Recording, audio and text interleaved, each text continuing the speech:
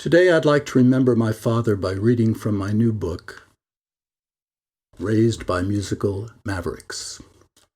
The book describes my coming of age in a world of musicians. My dad, Manny Greenhill, had professional relationships with them.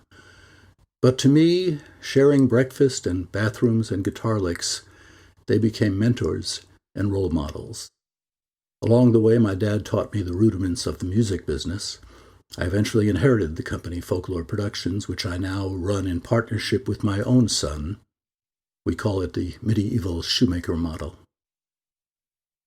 This passage comes early in the book. It tells about meeting Pete Seeger, the politically controversial folk singer. My father has known Pete Seeger from a distance through their days as left-wing activists in New York.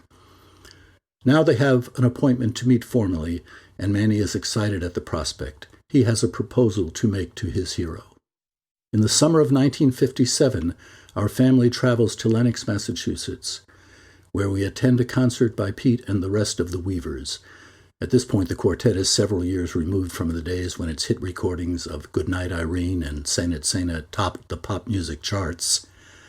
And just about 18 months past the sold-out concert at Carnegie Hall that probably marked their peak as both artists and influences.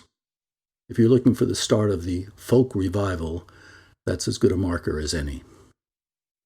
After the concert, Manny and Pete have a long and serious conversation. My mother, my sister, and I sit a few rows back from them in Lenox's barn auditorium, open to the steamy Berkshire summer that hovers just beyond the men's words. We listen as Pete explains that he has a problem.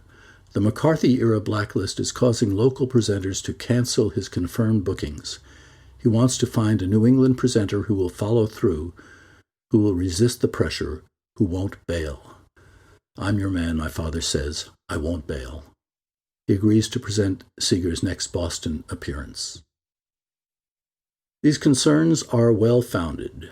Some months later, with the concert booked and advertised, an FBI agent accosts my dad at the Butler Street trolley stop on his way to work. After identifying himself, the agent asks why Folklore Productions is presenting Pete Seeger, a known communist sympathizer, in concert.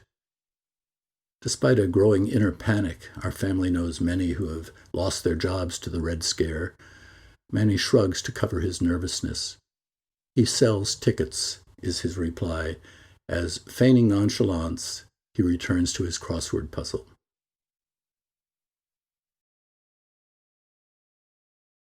And here's a short passage from later in the book.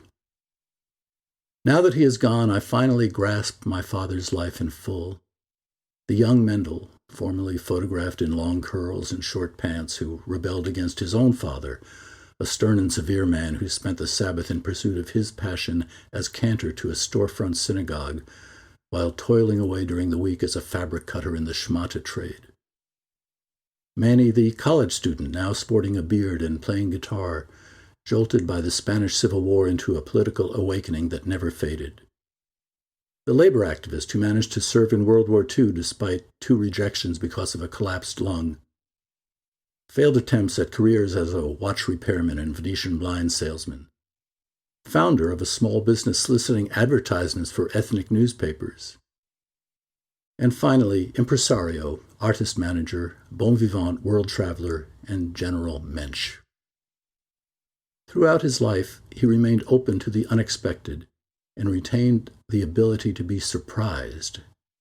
I remember him a few months before his death as we attended a meeting of the Folk Alliance, an organization that would posthumously honor him with a Lifetime Achievement Award. Manny was standing in the hotel lobby, listening intently to a pretty good Look at Your Shoes bluegrass band.